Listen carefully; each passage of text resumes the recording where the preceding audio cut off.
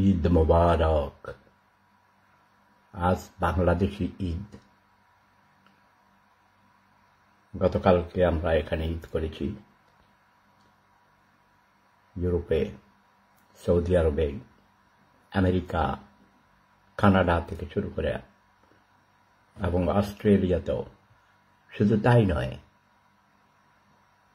আমার প্রিয় জন্মভূমি বাংলাদেশের চাঁদপুর জেলা, যেখানে আমার হোম ডিস্ট্রিক্ট শেরিয়ারা গ্রাম, আমার জন্মস্থান। শেরিয়ারা গ্রামে এখনো চালু হয় নাই, হবে কিছুদিনের মধ্যেই হবে, আগামী বছর শুরু হতে পারে। আমি দেশে থাকলে সারা বাংলাদেশেই হতো। সৌদি আরবের সাথে তাল মিলিয়ে চাঁদপুর ফরিদগঞ্জ উপজেলায়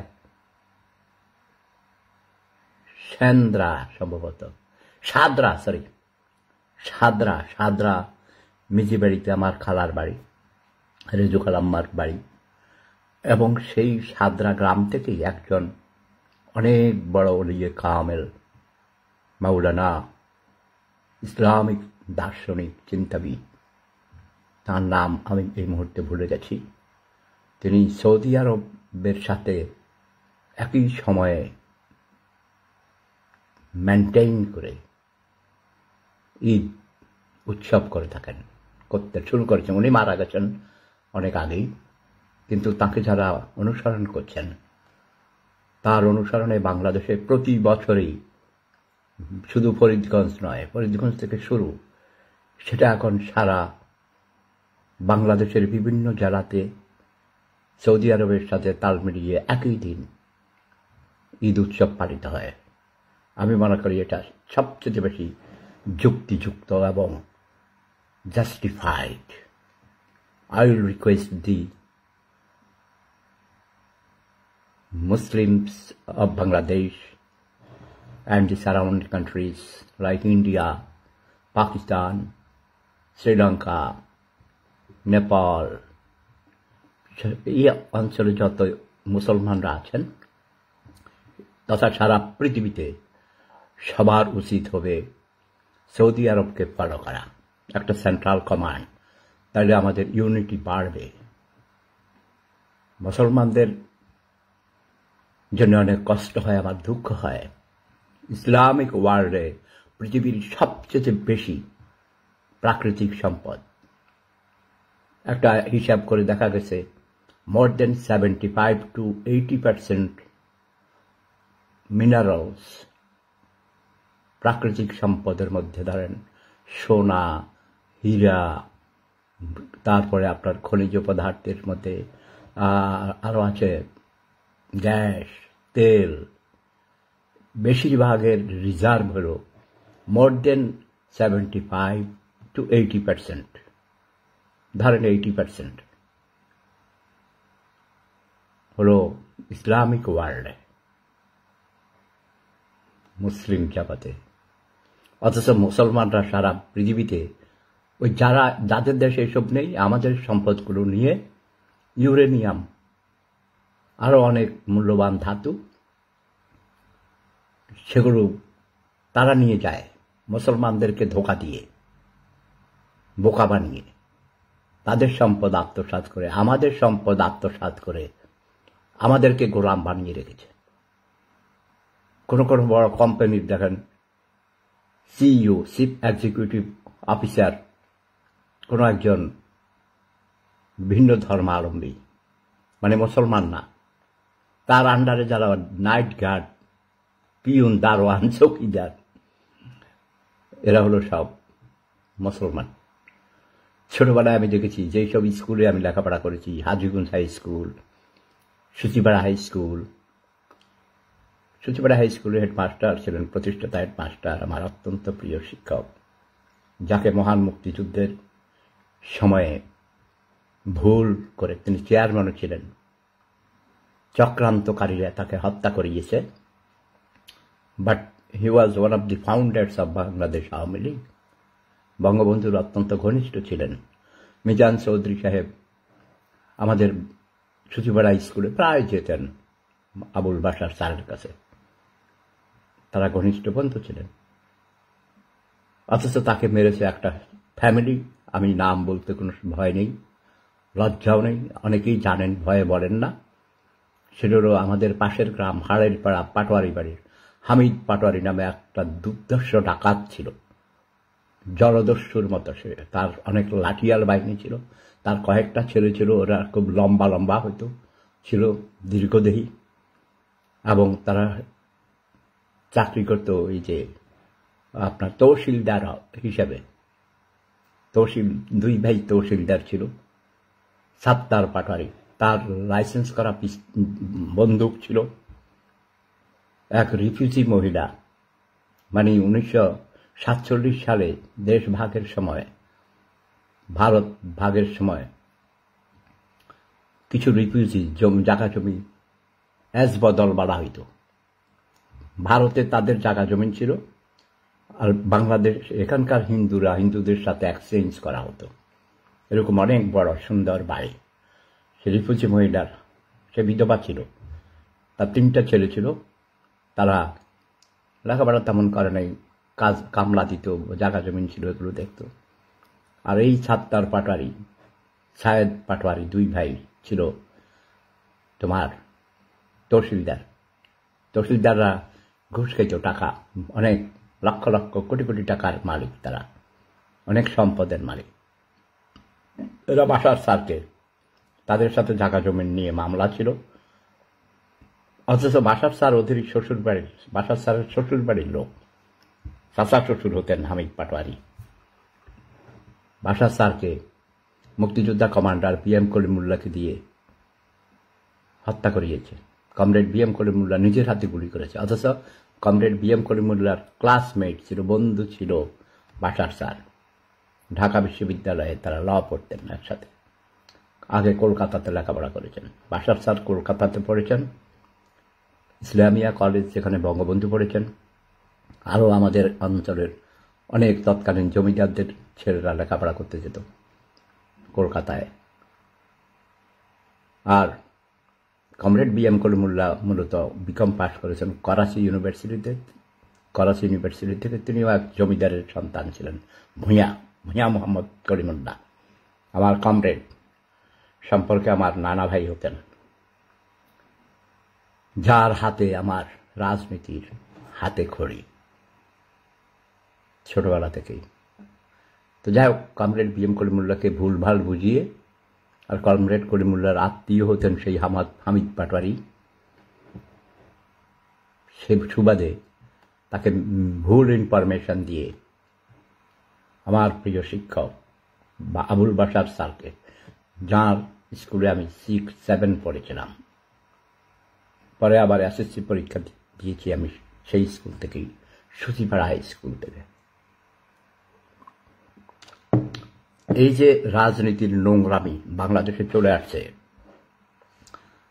আজ ঈদের দিনে আমি একটা কথা বলছি, বাঙালিরা হলো বেকুব, বোকা, অতি আবেগপ্রবণ। সকালে কাউকে ফুলের মালা দেয়, বিকেলে জুতার মালা দেয়।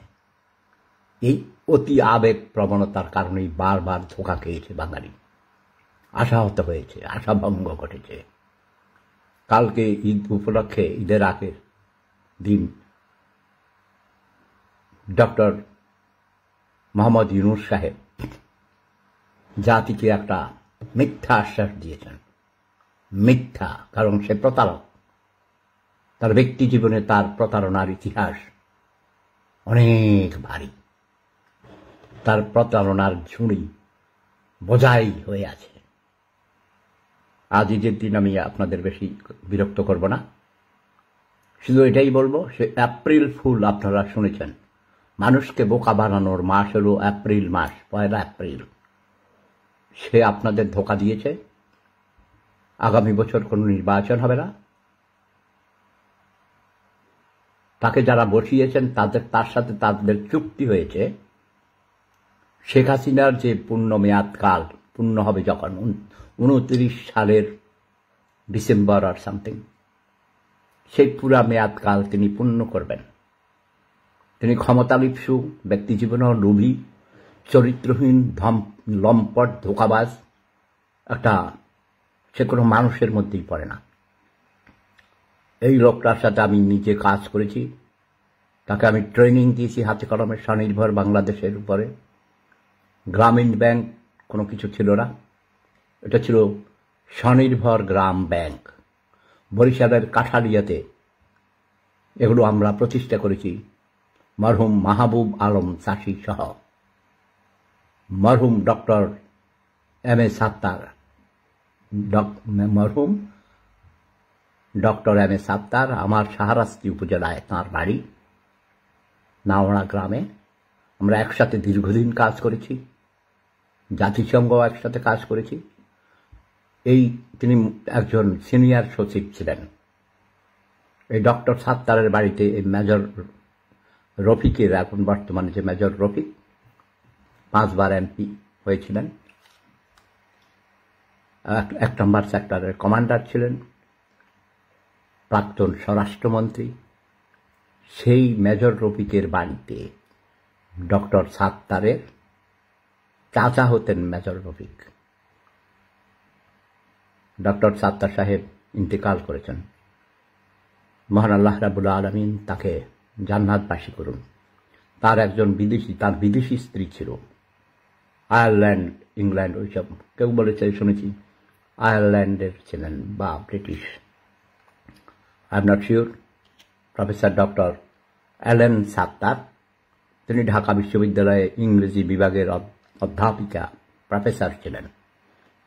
মায়ের জন্য মা, মাদার ফর মাদার, একটি বই লিখেছেন তিনি।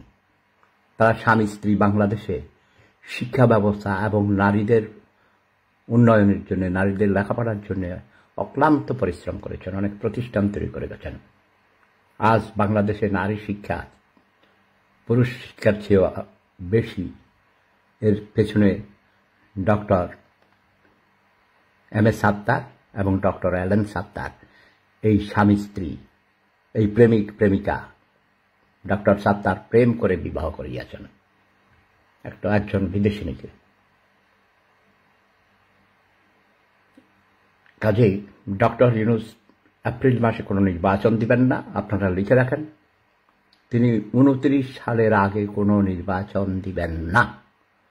তখনই তিনি নির্বাচন দিবেন যখন তার এনসিপি, ন্যাশনাল সার্কাস পার্টি, এই সব উদ্ভ্রান্ত রাস্তার টোকাইদেরকে নিয়ে, গ্রামের ক্ষেত খামার অধ্যুষিত মূর্খ গরিব ছোট লোক, চেহারা দেখলে বমি আসে, এদেরকে নিয়ে তিনি দল বানিয়েছেন।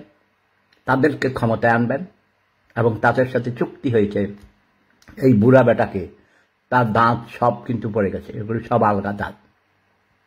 এই বুড়া বেটার তাকে প্রেসিডেন্ট বানাবে এবং মৃত্যুর আগ পর্যন্ত আমৃত্যু সে প্রেসিডেন্ট থাকবে। আওয়ামী লীগ, বিএনপি, জাতীয় পার্টিকে কখনো ক্ষমতায় আসতে দিবে না, এটা লিখে রাখেন। আমি সেবুতা বলছি, আমার অতীতে সবগুলো ভবিষ্যৎবাণী সত্য হয়েছে। কাজে এখন থেকে রুখে না দাঁড়াইলে এই কুলাঙ্গার ডক্টর ইউনূস ভুয়া ঘুষ দিয়ে, টাকা পয়সা দিয়ে, ক্লিন্টন ফ্যামিলিকে ডোনেশন দিয়ে সে নোবেল পুরস্কার নিয়েছে। তাকে আমেরিকা তৈরি করেছে তাদের পুতুল হিসেবে, তাদের দালাল হিসেবে, তাদের এজেন্ট হিসেবে, বাংলাদেশে তাদের ঘাঁটি গাড়ার জন্য। সবাই ভালো থাকুন, সুস্থ থাকুন। কোরবানির ঈদ, গরুর মাংস একটু কম খাবেন। কাঁচা পেঁপে মাংসের সাথে দিয়ে রান্না করবেন, লেবু দিবেন, লেবু কেটে কেটে দিবেন, টমেটো দিবেন মাংসের সাথে, তাহলে তার ফ্যাটসটা কেটে যাবে, চর্বি মুক্ত হবে। চর্বি খাবেন না। সবাই ভালো থাকুন, সুস্থ থাকুন। প্রেম ধর্ম সেরা ধর্ম, লাভ ইজ পাওয়ার। সবাই আমার এই কথাগুলো শেয়ার করুন, সবাইকে জানিয়ে দিন। অত্যন্ত গুরুত্বপূর্ণ বক্তব্য দিলাম, জাতির উদ্দেশ্যে প্রতিদিনই দেই। আজকের বিষয়টা আরো বেশি গুরুত্বপূর্ণ। সুব্রত নন্দী দাদা, দাদা শুনেছেন? অনেকদিন পর দাদাকে দেখলাম। দাদা আমার এই বক্তব্যগুলো সবাইকে শুনতে দিবেন প্লিজ, হ্যাঁ, শেয়ার করুন, বদিকে আমার শুভেচ্ছা দিবেন। আর আপনার ছেলের নামও স্বপ্নীল রেখেছেন নাকি? কোথাও দেখেছি মনে হয়, আমার একমাত্র সন্তান, আমার ছেলের নাম স্বপ্নীল। ইয়েস। আবারও সবাইকে ঈদের শুভেচ্ছা, ঈদ মোবারক। জয় বাংলা, জয় বঙ্গবন্ধু, জয় জনতা, জয় মানবতা। প্রেম ধর্ম সেরা ধর্ম, লাভ ইজ পাওয়ার।